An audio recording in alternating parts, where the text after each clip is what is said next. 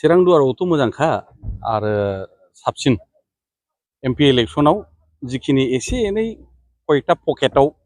मानसिफ्रा बुजिनायाव एसे आन्दायदोंमोन कनफिउस जादोंमोन बे गैला गतिके बिराद मोजाङाव बहाय माने भटआ इउपिपिएलआ भटआ मोनगोन बेखौ एकदम क्लियार जाबाय आरो बांद्राय रायजो राजाफ्रा दिनैहाय सोंनो नागिराखै जि नुदों बुजिखाजोबनाय मानो इउपिपिएलआव दिनैनि बाइ इलेक्सनाव भट होनांगौ आंनि बुजिनायाव आंनिख्रुइ साबसिन आइ आफा रायजो राजाया बुजिनानै दं गतिके जों बांद्राय बोफ्लेनानै एबा बुजायलायनो गोनां जायाखै प्रयजन जायाखै बे मोजां मोनसे साइन दा गतिके एकदम रेडि आरो बे बर' रायजो राजाल' नङा बहाय थानाय जेसेबां ओनसोलनि जाथि जनगोष्ठी बयबो एकदमबारे मोजाङै भटखौ होगोन इउपिपिएल 4 बोसोराव इउपिपि सरकारा रायजो राजानि थाखाय मा मावना होदों माबे सेक्टर बहाय सेक्टर थायो मा गाज्रि मावदों बिदिबो सोंफिननाय थायो खोथाया जाहैबाय परिबेस परिस्थिति बे मोनसे सेक्टर एबा बाहागो हायाव माखासे उन्नयननि खामानि बे मोनसे बाहागो ओमफ्राय माखासे जोंनि सोलोंथाइ बिथिं बेबो मोनसे सेक्टर हारिमुवारि बिथिं बेबो मोनसे सेक्टर गेलेनाय बिथिं बेबो मोनसे सेक्टर गुबुन गुबुन जाति हारि माहारिनि गेजेराव मोजां सुसम्पर्क खालामनाय बेबो मोनसे बाहागो बेबो मोनसे सेक्टर दा फंसेयै मा गाज्रि मा मोजां होनोब्ला फंसेयै बिनि सोंनायनि फिननायाव हयथ' मोनसे जवाबजों बियो क्लियार जानाय नङा मोनसे फिननायजों जानाय नङा आङो फंसे रावै बेखौल' बुंगोन जथेस्थ' मोजां खामानि मावदों आरो सेस्थायाव दङ मोननै खोथा मावनो इच्छा गैखाया बे खोथाया मोजां नङा इच्छा दं माखासे सम परिबेसनि थाखाय हयथ' माखासे खामानिया स्ल' जादों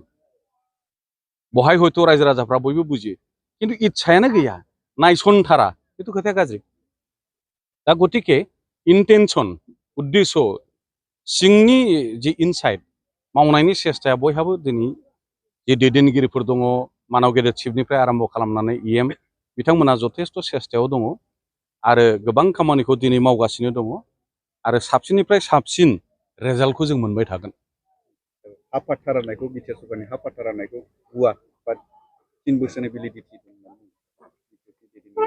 बिदि बुंलानाया थिग नङा मोनसे प्रेक्टिकेल एबा बास्तबता जानांगौ खोथाया एसे आवगायथिं थांनांगोन जेला मोनसे समावहाय हाग्रानि हाखौ होनाय जादोंमोन बे समावहाय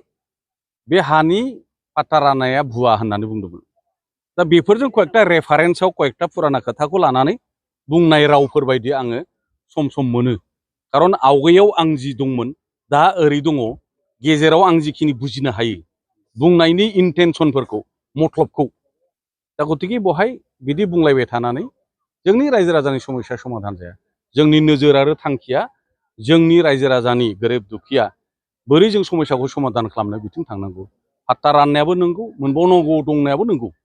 बे मोनबाय थागोन फरेस्टनि पाट्टा जे हा राननाय सिगांनियाबो नंगौ दानियाबो नंगौ आरो दिनैहाय बे फरेस्टनि पाट्टा मोनखांनाय गामिफोरखौ रिभिनिउ खालामनायनि जि सिन्था बेबो नंगौ बिटिआरनि दैदेनगिरिफोरखौ नोंथाङा जयनिं जाफैबावगोन होनना बुङो माब्ला समाव जयनिं जाफैगोन बे दिन थारिखनि खोथा नङा बे मोनसे धारना एबा एपिल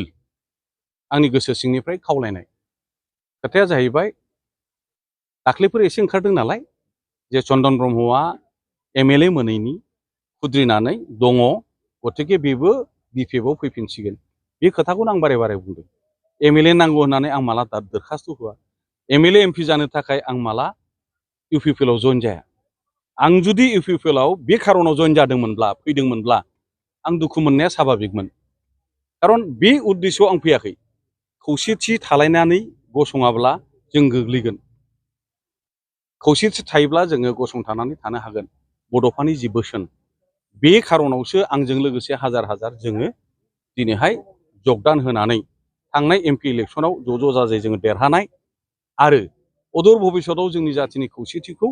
मिजिंथिनानैसो जों दिनैहाय ज' खामानि मावदों आरो दिनैहाय थांफिननायनि खोथा गैया व्यक्तिगत स्वार्थनि थाखाय सानोब्ला गोसोआव दुरबल जायो आरो आघात मोनो व्यक्तिगत पावार पलिटिक्सनि थाखाय आं जितु इउपिपिएलआव फैयाखै गतिके आंनाव आघातबो गैया दुखु मोननायबो गैया आङो एकदम हासि खुसि फुरथि मोजाङै दिनै UPPL आव केम्पेइन खालामबाय थादों। रिजनेल सेन्टिमेन्ट गैया होननानै बुंदों। सोर मा बुंदों आं बेखौ मिथिया, मा नोजोरजों बुंदों, माखौ नायनानै बुंदों, आरो बुंग्राफ्रा रिजनेल फिलिं, रिजनेल सेन्टिमेन्टआ माखौ होनो, जाय बुंदों बिथाङा बिनि एक्सप्लेनेसन इनसाइड इनडेप्थ गोथौथिखौ मा बुजियो बेनाव सोंग्रोनांगोन। Thank you sir. Thank you. हाबाफारियाव गोबां बाहागो लाबाय, दा थासारिया माबोरै नुदों सार? जोंनि साफ्रोमबो मावथि सोद्रोमाफोरानो बा दैदेनगिरिफोरानो उफेरा बिसायख'थिनि हाबाफारियाव बाहागो लाजोबदों। बयबो गावबा गाव फारा फारि खामानि मावदों। नै दानि सा इस्लाखाथा गामियाव जोंनि आगुनि मिनिस्टार मानब गेदेर बिदा गेदेर चन्दन ब्रह्म, थामहिनबा आथिखालनि जोंनि चिफ मानब गेदेर प्रमद बर' बिथांनि एडभाइजार, मोनसे कमिटिनि एडभाइजार, बिथांजों लोगोसे जों सानैजों बहाय फैदों। खोब गोजोननाय मोन्दों। मानसिफोर, रायजो राजाफ्रा लैहोर लैहोर दिनै UPPL दोलोखौ बरायदों। आं दाखालि नोंथांमोननि मिडियानि गेजेरजों बुंखादों, जोंनियाव खुनु प्रतिद्वन्दी गैया। जाय बिथांमोना बेवहाय गावसोरनि बिजाथिखौ होदों, बिथांमोना जास्ट गावसोरनि अस्तित्व मान सन्माननि रैखाथिनि थाखायल' माबाखौ होनाय जादों, टिकेटखौ होनाय जादों। गुबुन खोथा जेबो साननांगौ गैया, जों देरहाखागोन। जोंनि टारगेटआ बेनो, बिथांमोना जुदि कन्टेस्ट खालामदोंब्लाबो जोङो माबोरै आउट अफ 2,17,000 जोङो 1,00,000 1,20,000 निफ्राय 1,50,000 भट मोननो हागोन, बेखौसो जों खामानि मावदों।